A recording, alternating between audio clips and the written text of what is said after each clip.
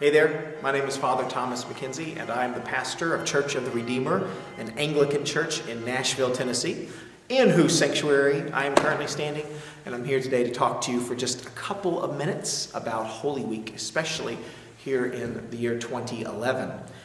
Holy Week is sort of the Final Four, World Series, Super Bowl of the church calendar year. It's the time when a lot of things happen that only happen once a year. It's sort of a big deal within our tradition.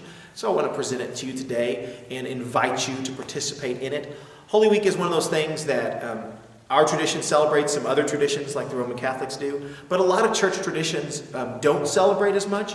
And so it's a time when Redeemer gets to invite the community, invite especially our fellow Christians in the community to come and join us and participate in what we're doing. So if you are a member of Redeemer, part of Redeemer, yes, absolutely, I really hope that you will celebrate as much of Holy Week as you can. But if you're just a person who lives in Nashville or Davidson, Williamson County, I encourage you to come and participate and try it out. This might be a good time for the Lord to reach you and touch you in a way that He may not normally have the opportunity to do. So, Holy Week is the time when we re-experience with Jesus the movement from his triumphal entry into Jerusalem on something called Palm Sunday, all the way through his crucifixion, his death, to his resurrection on Easter Sunday. We have numerous services that we do that participate in various aspects of this, and those are the things I want to talk to you about. The first of these services is Palm Sunday, which is on April 17th. Our services are at 9 a.m. and 10:45 a.m., and both of the services are the same, so don't need to come to both of them. I come to both of them. You do not need to. Both of these services do something a little funny. They begin outdoors rather than indoors. If you come, we gather outside actually in our parking lot, and everyone gets some palm branches, and we process into the church. We wave our palm branches. We sing Hosanna, just as Jesus processed into Jerusalem. And then once we get in here, we end up going kind of directly from that through some worship to a time when we read the Passion narrative. In other words, we read about the trial and crucifixion of Jesus. And then the service culminates with Holy Communion. It's a powerful service. It's kind of a schizophrenic service because you go from waving the palm branches to literally saying, "Crucify him," to celebrating at the communion table. But it's a remarkable service. It only happens once a year, and I encourage you to consider coming. It's at 9 a.m. and 10:45 on Palm Sunday. On the Monday, Tuesday, Wednesday, and Thursday of Holy Week, that's April 18, 19, 20, 21, we have a service of Holy Communion every single day. It's at noon in our chapel, which is a smaller sanctuary space. And each of those days we're going to be reading one of the gospel narratives, reading about the crucifixion of Jesus, and we're going to be celebrating Holy Communion. All baptized Christians are welcome to receive communion with us. On April the 20th, which is Wednesday night, we do something called Tenebrae. Tenebrae is an ancient, very traditional, very heavy service that happens on Wednesday night. Our Tenebrae is modified. It's sort of experimental. This is the third year of our experimental Tenebrae. And it follows the ancient pattern, but is not exactly like it. Mainly because we use multimedia in a pretty creative way to try to express in metaphor, in music, and in imagery, the feeling of moving with Jesus from coming into Jerusalem to his crucifixion, and actually a little bit into his resurrection. So Tenebrae it's an intuitive service. It's not there's no preaching, there's no talky talk. It's a very kind of, like I say, kind of an artistic kind of movement, and I encourage you to consider Tenebrae, which is on Wednesday night, the 20th of April, begins at 7:30 p.m. April the 21st, Thursday night, is Maundy Thursday.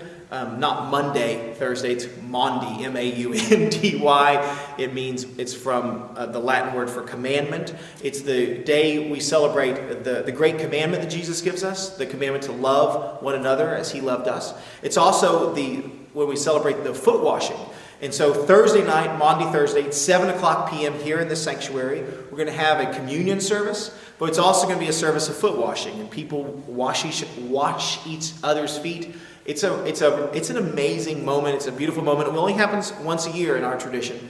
And then that service ends with something called the stripping of the altar, which is a very jarring moment in which we basically treat the things of Christ with disdain. And it's something that normally, of course, we wouldn't do, treat the things of Christ with disdain, but it's to commemorate the way his disciples, us, fled from him when he was arrested. So I encourage you, invite you to come Maundy Thursday, 7 o'clock p.m., and join us here in the sanctuary. April 22nd is Good Friday. We have 2 different Good Friday services. The first is called the 7 Last Words. It lasts from noon until 3 o'clock p.m. on Good Friday, April 22nd. The service is 3 hours long because Jesus hung on the cross for those 3 hours from noon until 3 o'clock. While he hung on the cross, he said 7 things. These are called the 7 Last Words. And the service is focused on those words.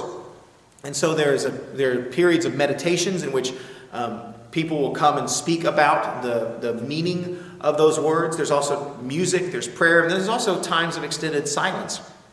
And I don't mean a couple seconds, I mean several minutes of extended silence while we just basically stay vigil with Jesus on the cross. This is a service that has childcare. It's also a service that people come and go from. There's not a whole lot of people who will stick around for the entire 3 hours. People will come for half an hour, 45 minutes, some 2 hours of it. I encourage you to come. Everyone is welcome to come to this service. The other service that we have on Good Friday is called the Stations of the Cross. It's an outdoor stations, and it starts at 6:30 p.m. This is a great service to bring your kids to, even though it is a solemn service.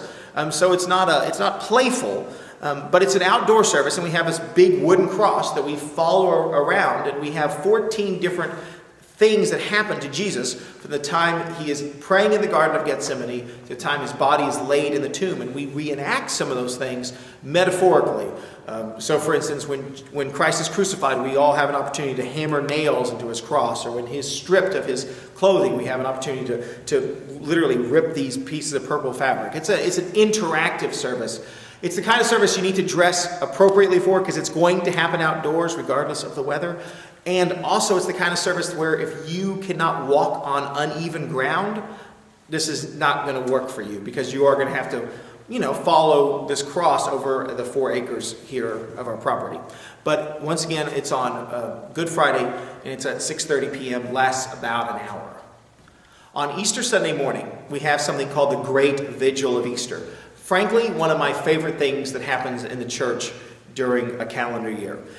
This service begins at 5 o'clock in the morning. That's about an hour before sunrise. And during the service, we recite the redemption history. We start with Genesis and we move up through the prophets and we hear again the story of God's love, our betrayal, and God's ferociously coming after us over and over and over again. Besides these readings, we hear and chant and sing psalms, and we reaffirm our baptismal beliefs in the Apostles' Creed, and then we celebrate Holy Communion as the sun rises. It's a beautiful service. It's a fairly small service. Not that many people actually come. It's going to be like 20 or 30 of us are going to be gathered in the darkness. And if you would like to be one of those people, I fully invite you to come and participate. And like I said, I personally love this service and get a lot out of it. Our other 2 services on Easter Sunday are big celebration services, 9 o'clock a.m. and 10:45 a.m. You are welcome to come with your family and participate. It's going to be a beautiful service. The sanctuary is going to look gorgeous. The music's going to be lovely as always. Hopefully the sermon won't be terrible. And it's a time where we just celebrate the resurrection of Jesus and celebrate what he's done for us. This is a great service to invite your friends to. This is a great service for visitors. It's a great service for people who, may not even be of the Christian faith. I encourage you to come. That's at 9 o'clock and 10:45 on Easter Sunday, which this year is April the 24th.